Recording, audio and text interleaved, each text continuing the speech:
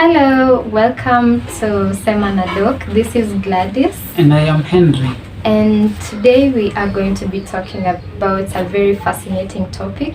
We'll be talking about sexually transmitted diseases. So before we continue, make sure to subscribe to our channel. Please make sure to comment, like, and also hit the notification button. Yeah, sexually transmitted infection. Today, the first question we should ask ourselves about this topic is, what are sexually transmitted infections? And I would say that sexually transmitted infections, these are infections that are transmitted through sexual contact. These infections can be caused by viruses, can be caused by bacteria, and can be caused by parasites. Most importantly is that these infections have serious consequences if left untreated, and that's why today we will enlighten you on the knowledge about these sexually transmitted infections, so that you are able to know when you should get medical attention and what to expect. Yeah. So what are some of the examples of sexually transmitted infections, Doc? So we have categories. We would just say that they can be caused by either bacteria, viruses, or parasites. So examples of bacterial gonorrhea. Yeah. Chlamydia. Yes. And we also syphilis. have syphilis. Yeah. We also have viral infections such as HIV. We have herpes simplex that causes genital herpes. We have human papilloma virus. Yes, that causes, it causes, it's the leading cause of cervical cancer. It can also cause some diseases such as warts. Yeah.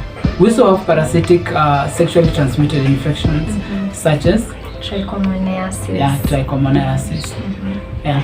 So today we wanted to categorically zoom into gonorrhea, commonly known as the clap. But before we continue, let's just know about what is this gonorrhea that we are talking about. And of course, I bet every one of you has heard of gonorrhea before. And basically, gonorrhea is a sexually transmitted infection that is caused by a bacteria called Neisseria gonorrhoeae or gonorrheae. Yeah.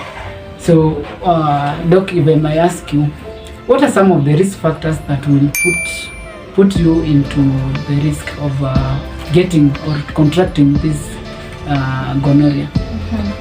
So, like any other sexually transmitted infection, the risk factors for getting gonorrhea will include having many sexual partners. Yeah. If you have more than one sexual partner, you're really at a real risk of getting gonorrhea. And we also have others, you know, someone who is immunocompromised, who have other underlying conditions, they can easily be at risk of getting this disease. We also have mother-to-child transmission during pregnancy. If a mother has gonorrhea during pregnancy, then the disease might actually be passed to the baby during childbirth. Interesting. So about the transmission of this infection can be transmitted through sexual contact, and sexual contact can be through the genitals, that's called penile vaginal sex. We also have oral sex and anal sex. Most importantly is that this gonorrhea can also be transmitted through childbirth, as the doc has just said, during delivery. This infection can affect many parts of the body, including the genitals. It can also infect the anus or the anal canal.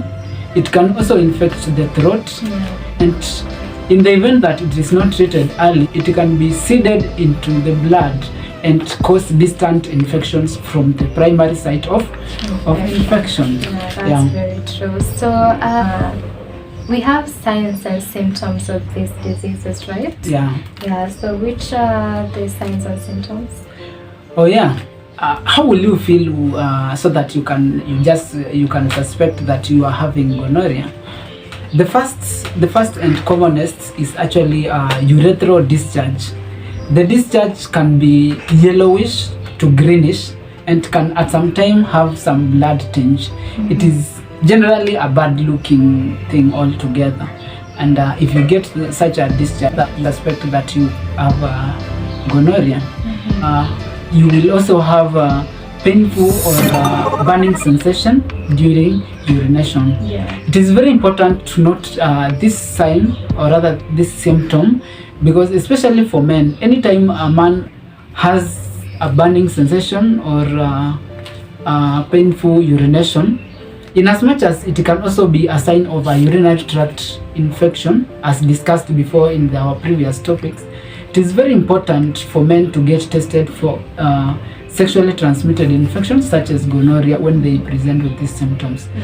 It's almost always imminent that when a male has a urethral discharge, it's always a sexually transmitted infection. Do not confuse that with urinary tract infections. We will also attach a link that will take you to the video we discussed before on urinary tract infections. Other symptoms will include lower abdominal pains. You can always have a lower abdominal pain. For females may have intermenstrual bleeding and even pain during sex, what is commonly referred to as dyspareunia. For men, they can also have a painful and swollen scrotum. So those are the commonest symptoms that will, once you get these symptoms, please ensure that you seek medical attention ASAP. So there are complications that are associated with this disease. So once you get gonorrhea, it has to be treated immediately and effectively. Because if left untreated, it can cause various complications. You said earlier that a mother can transmit the disease to their child during childbirth. So if transmitted, this is the most common cause of blindness in children. And we also have other complications, like gonorrhea left untreated can actually cause pelvic inflammatory disease, which can actually bring you infertility. Most commonly infertility and pelvic inflammatory disease. So gonorrhea, when seeded to other parts of the body that were rather than the primary site of infection. For example, say that if gonorrhea traverses into the blood, it can actually move to other parts of the body, for example, into your joints, and you might actually get what we call septic arthritis. You can actually also get something we call septicemia, that is a lot of bacteria within your blood, dividing and multiplying within the blood. Someone can also develop meningitis, a very feared complication, because meningitis, if not treated as soon as it is detected, one can easily succumb. So what are some of the preventive measures that we should employ to ensure that we don't contract gonorrhea? One of the preventive measures that we have for preventing transmission of gonorrhea is having sex with only the person who has sex with you. That is having only one sexual partner. You should also ensure that you have protected sex. You always ensure that you use contraceptives such as condoms, male condoms and female condoms. Of note on that point is that ensure that these condoms are used effectively, because incorrect use of these condoms will impair their effectiveness in terms of preventing sexually transmitted infection, including gonorrhea. So another one is getting tested. We encourage you to get tested at least annually once every year, that is, for these sexually transmitted diseases.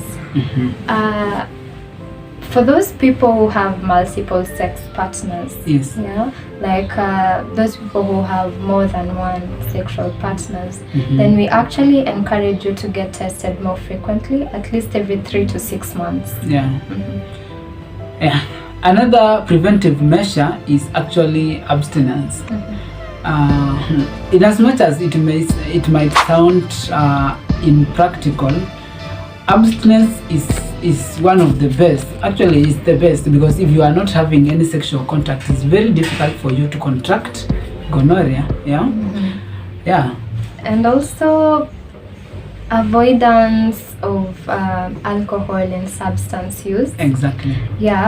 I don't know if you've seen this video. There's a video that this lady was offered a drink, and then she was saying that alcohol is bad for my legs. True. We will which is very true. I buy you a drink? No, sorry, it's bad for my legs. Why? Do they swell? No, they spread. So the treatment of gonorrhea is pretty simple. Yes.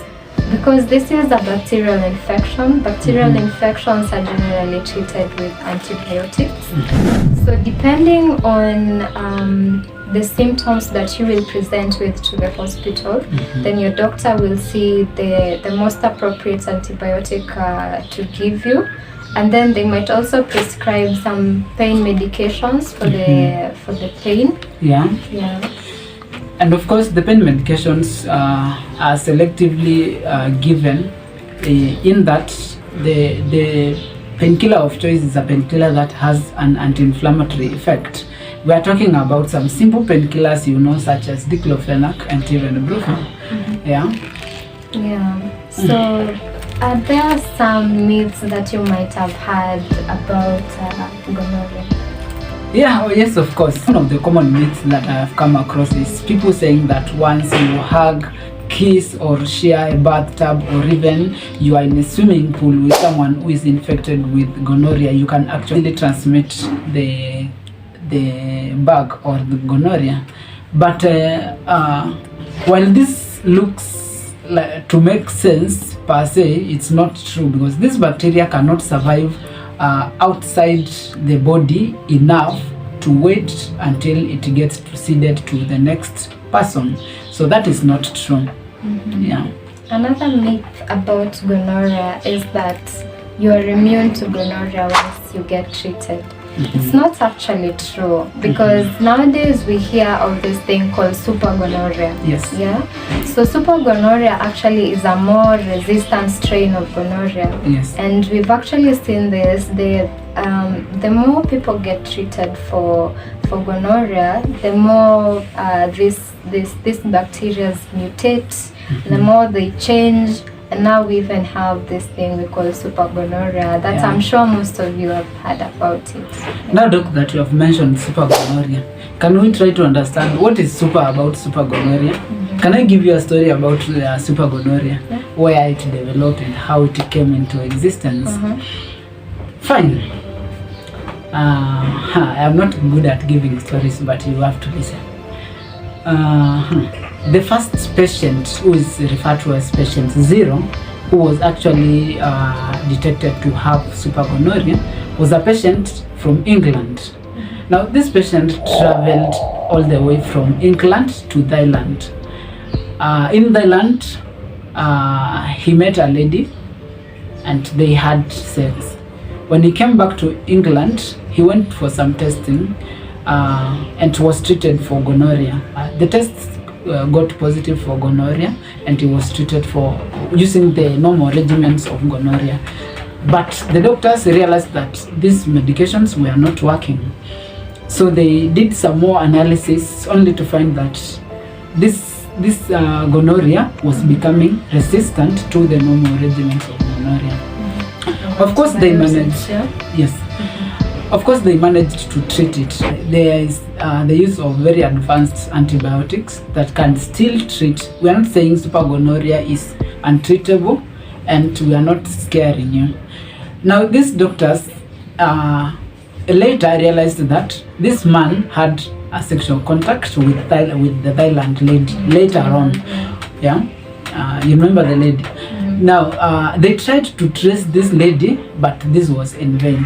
And up to date, the lady has never been traced. And that is how super-gonorrhea has been able to spread all over the world, because this lady has never been traced, and these things have spread and spread. So this super-gonorrhea basically is a highly resistant type of bacteria, or rather a strain of bacteria that is a cause of gonorrhea as a disease entity.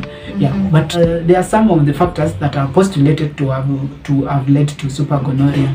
Some of these include there is a wide range, or rather a variety of antibiotics that are readily available for the general population. So anyone who feels like they have these symptoms, they just go to the nearby chemist, and just buy an antibiotic. So this inappropriate use of antibiotics plus low quality antibiotics, depending on the producers again, inappropriate selection.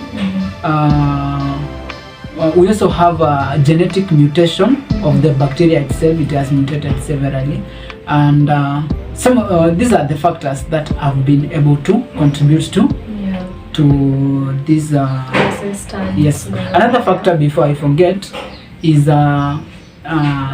it's very easy nowadays. It's very easy for one to get a sexual partner. Yeah, you find that there is these issues of immigration. So someone goes to another country, has sex there, comes back with the super-gonorrhea now, and now it starts transmitting it their country of origin. Yeah. But of course, this thing is preventable. We have talked about a lot of preventive measures. It is preventable. Avoid buying over-the-counter antibiotics. Please ensure that you get tested. Yeah, very, very important. Yeah, and most importantly is, if you think that you have these symptoms, then don't fear talking to someone about it. Be open about your sexual history. Talk to your doctor freely. Even if you have to go to the chemist, nowadays we have clinical chemists. Clinical chemists. So there you just tell them about your symptoms, and they'll be able to prescribe appropriate antibiotics, depending on your symptoms. So that is it, guys. We have come to the end of our video. Thank you so much for staying with us up to this point. We'll see you next. We love you.